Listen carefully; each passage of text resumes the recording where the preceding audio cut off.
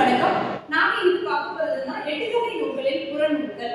ஏற்கனவே சென்ற வகுப்பில் எட்டுத்தொகை நூல்களில் அகநூல்கள் பற்றி பார்த்தோம். அதாவது அகநூல்கள் 5, நற்றிணை, குறுந்தொகை, ஐங்குறு நூறு, கலித்தொகை, அகநானூறு என்று பார்த்தோம். இன்றைய வகுப்பில் புறநூல்களாகிய 10, புறநானூறு என்ற 2 நூல்களை பார்க்க போகிறோம். இதில் பரிபாடல் என்பது அகமும் புறமும் கலந்த நூல். முதலில் புறநானூற்றை பற்றி பார்ப்போம். புறம் கூட்டல் நானூறு.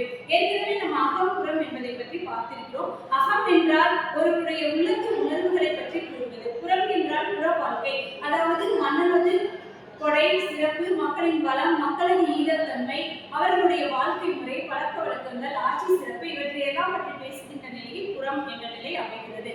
சங்ககால மக்கள் தான் அகமும் புறமுமாக வாழ்க்கையை விரைந்து வாழ்ந்தார்கள். அதை பற்றி இலக்கியங்களை எழுதினார்கள். சங்க இலக்கியங்கள் தன்னுணர்ச்சி பாடல்களாக வெளிப்படுகின்றன என்பதை ஏற்கனவே நாம் படித்திருக்கிறோம். இன்றைய வகுப்பில் புறம் நானூறு எதை சொல்கிறது? புறம் என்றால் புற வாழ்க்கையை பற்றி சொல்கிறது. 400 பாடல்களை உடையதால் புறநானூறு என்று அழைக்கப்படுகிறது. இதற்கு புறப்பாட்டு என்ற வேறொரு பெயரும் உண்டு. நன்னா விளக்கம் என்ற பெயரும் உண்டு. ஏனென்றால் இதில் சொல்லப்படுகின்ற நிகழ்ச்சிகள், கருத்துக்கள் வரலாற்று பெட்டகமாகவும் பண்பாட்டு சான்றுகளாகவும் விளங்குகின்றன. சேர, சோழ, பாண்டிய அரசர்களாகிய மூவேந்தர்கள் பற்றிய செய்திகளை நாம் புறநானூற்றின் மூலமாக அறிய முடிகிறது. ஒரு வரலாற்றை அறிய வேண்டும் என்றால் அந்த இலக்கியங்களை தான் அதற்கு காரணமாக அமைகின்றன. அந்த வகையில் புறநானூறு ஒரு வரலாற்று களஞ்சியமாகவும் விளங்குகிறது. 4 முதல் 40 அடிகளை உடைய பாடல்களை உடையது புறநானூறு. 157 புலவர்களால் பாடப்பட்ட பாடல்களை கொண்டுள்ளது.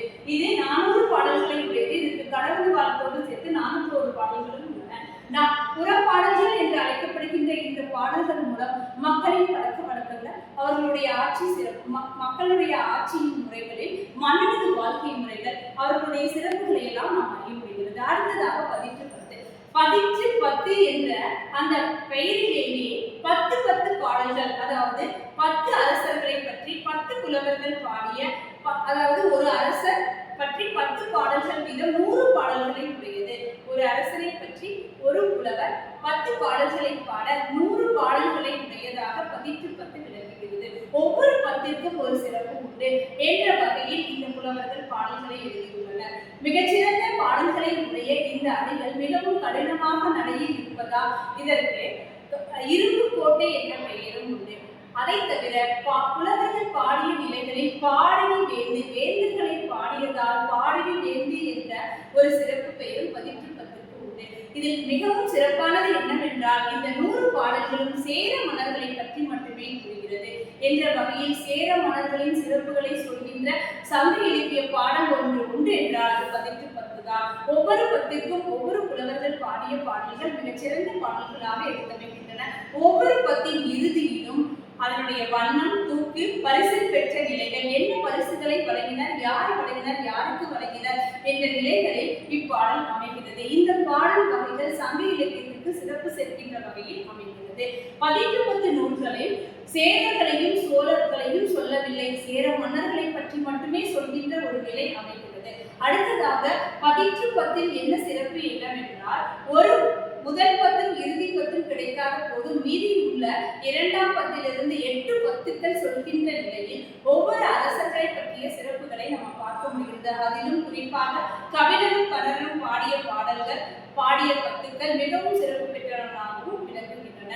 அடுத்ததாக நாம் பார்க்க போவது பரிபாடல். பரிபாடல் அகமும் புறமும் கலந்த நூலாக விளங்குகிறது. பரிபாடல் ஒரு இசை நூல் என்று சொல்லக்கூடிய அளவில் பரிபாடல் சிந்து வகைகளில் அமைகிறது.